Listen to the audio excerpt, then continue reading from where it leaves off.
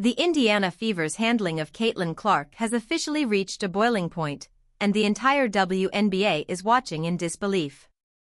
This is the story that has shattered the patience of Fever fans everywhere. A story about a superstar being shackled. A coach making decisions that make no sense. And a front office that seems content to watch their golden ticket sit on the bench while the team crumbles. We're talking about Clark's return from a back injury, a return that should have been a celebration. A moment of relief. A sign that the Fever were finally getting their leader back. Instead, it turned into an absolute circus. Clark played just 16 minutes against the Los Angeles Sparks, in 3-minute bursts that left her unable to find any rhythm. She scored just 9 points. She looked frustrated. And after the game, she made it clear, the minutes plan was not my decision. That was somebody else's decision. Fans erupted. Social media went into full meltdown mode. Analysts couldn't believe what they were seeing. And the criticism of Stephanie White reached a deafening roar. 2 minutes into the third quarter, back to the bench already. Oh my God, why even play her like this? Should have never played her. This coaching staff exists to destroy her, one fan wrote on X. Another fan added, looks healthy to me, but Stephanie White thinks otherwise. Spare me the she's injured talks because this has been a thing. And then came the big guns. Jason Whitlock, never one to hold back, dropped an absolute bomb. He accused White of playing games with Clark's minutes to create scoring windows for Kelsey Mitchell at Clark's expense. He wrote, "You don't play with the minutes of a predator. Not in grade school. Not in junior high. Not in high school. Not in college. And you damn sure don't do it in the pros." WNBA analyst Rosalina Lee called the rotation wild and unexplainable and compared the game to a circus. But here's the thing, Clark has made it clear that she wants to play. Desperately. Even when she's hurt. "I would have played with one leg," she said after dropping a historic 45-point, 10-assist performance against the Seattle Storm. And when asked about the minutes restriction, she fired back, "Steph knows better than that." So what is really going on here? Is White protecting Clark from herself? Is there a deeper rift between the two? Is Whitlock right about White favoring Mitchell? Or is this just another case of the WNBA failing to manage its biggest star? In this video, we're going to expose everything. The medical decisions. The tactical battles. The fan outrage. The secret meetings. And the truth about what's really happening between Caitlin Clark and Stephanie White. Because this story isn't going away, and fans are demanding answers. Let's get into it. Caitlin Clark had been out for nearly 2.5 weeks. A back injury, suffered after a hard fall against the Phoenix Mercury, had forced her to miss 2 games. The Fever had managed to stay afloat, but everyone knew they needed their superstar back. When Clark finally returned on July 8 against the Los Angeles Sparks, the anticipation was electric. Fans packed the arena. Ratings were expected to soar. This was supposed to be a triumphant comeback. Instead, it was a disaster. Clark played just 16 minutes. And not just any 16 minutes in bizarre 3-minute increments that made it impossible for her to establish any rhythm. Every time it seemed like CC was settling into the game, she was quickly sent back to the bench, analyst Rosalina Lee observed. Clark finished with 9 points, 4 rebounds, and 3 assists on 4 of 12 shooting. But the numbers didn't tell the full story. The frustration was written all over her face. After the game, Clark didn't hide her feelings. "It's just really hard when you're playing 3 minutes, out, 3 minutes, then you're on the bench," she said. "It's really, really hard to get into a flow." Then came the line that sent shockwaves through the fanbase. Asked who made the decision to limit her minutes in such a choppy way, Clark responded, "It was not my decision. That was somebody else's decision." The implication was clear, Clark was not on board with this plan. I probably didn't get to have a feel for the game as I usually do, she added. It's just really, really hard for me to play in that scenario. The fans didn't need to read between the lines. They knew exactly what was happening. And they were furious. Stephanie White, for her part, defended the approach. She said the uneven performance was expected and that Clark needed time to build endurance. Anytime you've missed a couple weeks, it's going to take time to get acclimated, White said. It's going to take time to build endurance. But fans weren't buying it. They had seen Clark play through injuries before. They knew she was tough. And they couldn't understand why White was being so cautious with the team's most important player. The debate had officially begun. And it was only going to get louder. Within hours of the Sparks game, social media was on fire. Fans flooded X, formerly Twitter, with criticism of Stephanie White. The hashtags #FireStephanieWhite and #FreeCaitlin started trending. Thousands of posts accused the coach of mismanaging Clark's minutes and sabotaging the team's chances. 2 minutes into the third quarter, back to the bench already. Oh my God, why even play her like this? Should have never played her. This coaching staff exists to destroy her, one fan wrote. Looks healthy to me, but Stephanie White thinks otherwise. Spare me the she's injured talks because this has been a thing, another comment read. The criticism wasn't limited to casual fans. WNBA analyst Rosalina Lee weighed in with a scathing assessment. The rotations in last night's game against the Sparks were so wild and unexplainable. I had no idea what was going on, Lee said on her YouTube channel. I don't understand what Stephanie White was thinking. I do understand protecting your player, but that game was just like a circus. Lee pointed out that Clark clearly wasn't a willing participant in the rotation plan. Judging by the post-game interview, she did not seem excited about that and mentioned that she was not able to catch any sort of rhythm, Lee added. But the most explosive criticism came from Jason Whitlock, who accused White of a much more sinister motive. You know why Stephanie White is playing games with Caitlin's minutes? To create scoring windows for her favorite player, Kelsey Mitchell, Whitlock wrote on X. Whitlock argued that White's system was fundamentally flawed because it didn't serve both Clark and Mitchell the way former coach Christy Sides' system did. He compared Clark's situation to a predator whose minutes should never be touched. Christy Sides ran an offense that served Caitlin and Kelsey. White's system doesn't do that.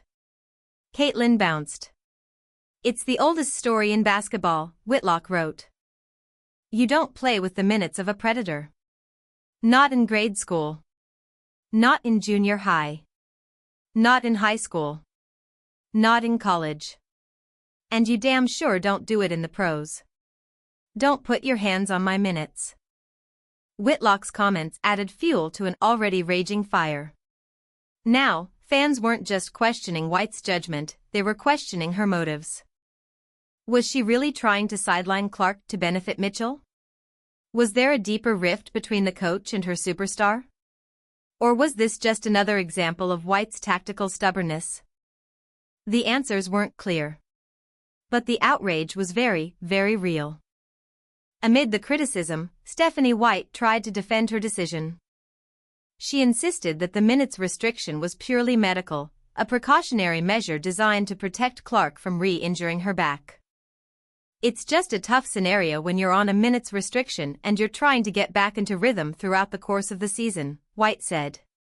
She's going to continue to get better, and we're going to continue to get better as we get her working back in. White also pointed out that Clark had missed nearly 2 weeks and needed time to build endurance. She said the 3-minute bursts were designed to gradually ease Clark back into game shape. But the criticism didn't let up. Fans and analysts pointed out that the Fever had tried the 3-minute burst strategy before, against Portland in late May, and it had failed spectacularly. The team had looked great until Clark was pulled, and everything unraveled once she was on the bench. That game was just like a circus, Lee said, echoing the frustration of many fans. In a press conference following the Sparks game, Clark herself hinted that she wasn't happy with the plan. She said she felt great physically but couldn't get into a rhythm because of how her minutes were managed. Even though my workouts have been hard and I've responded well to those, you just don't know when you get into a game environment, Clark said.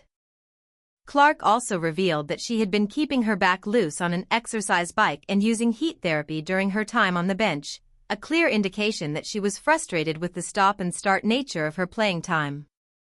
And then came the moment that confirmed everything. Clark admitted that the minutes plan was not her decision.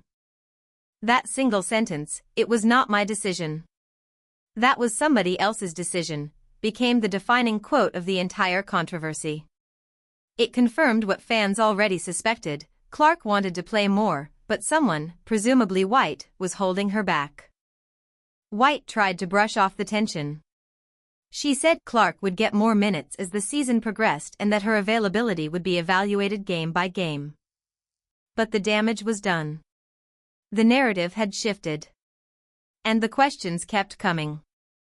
No one stirred the pot quite like Jason Whitlock. The outspoken commentator had been critical of Stephanie White for weeks.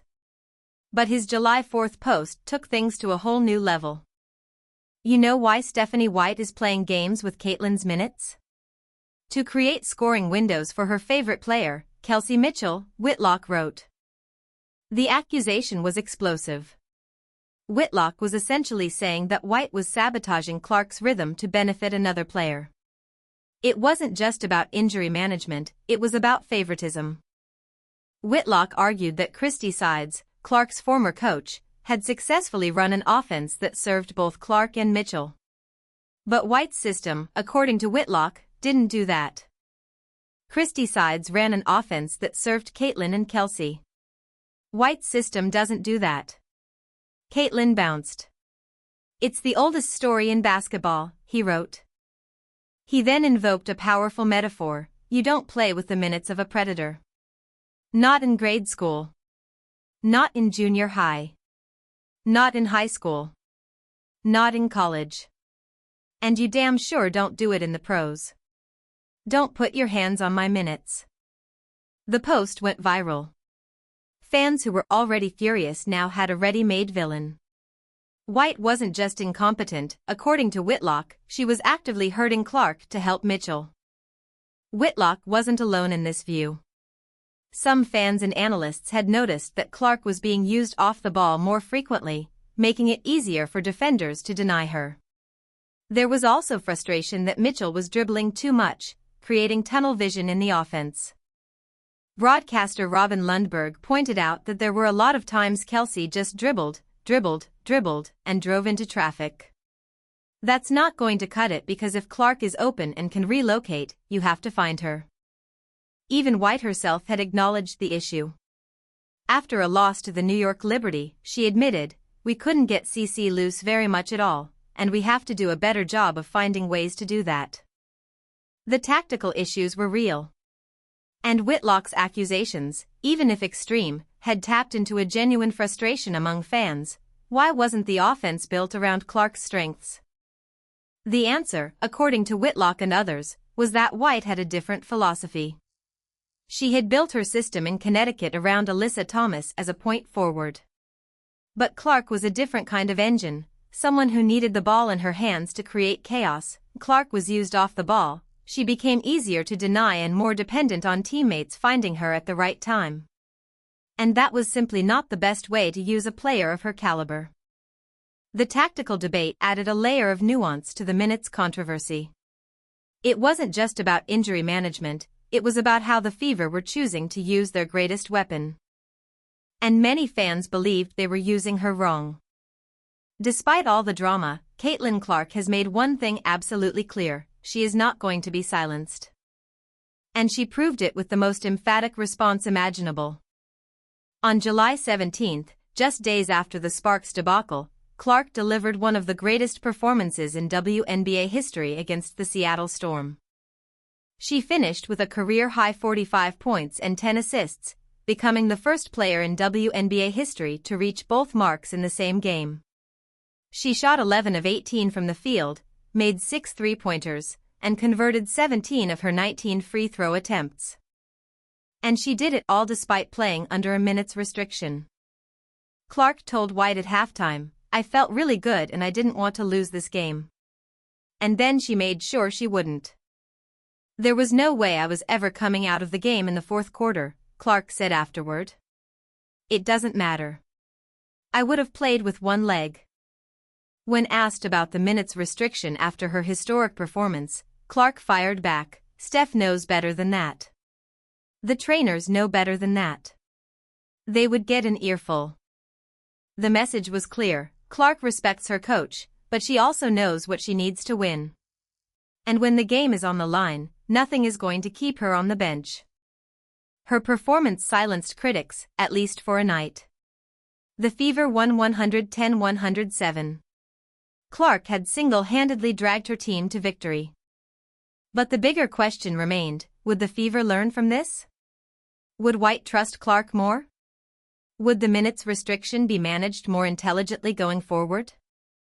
The signs were encouraging. The Fever reportedly planned to abandon the 3-minute bursts and give Clark more consistent minutes against the Las Vegas Aces. White acknowledged that the short bursts hadn't worked and that Clark needed a more normal court cadence. Clark's availability, however, remained a concern. The back injury had limited her to just 13 games the previous season. The Fever had every reason to be cautious. But Clark made it clear that she was willing to take the risk. She trusted her body. She trusted her training. And she wasn't going to let a minute's restriction stand in the way of winning. "I know I can trust all the work that I put on my body," Clark said. "I know I'm doing all the right things, and there was no way I was ever coming out of the game in the fourth quarter." Clark had proven her point. The question now was whether White and the Fever would finally listen.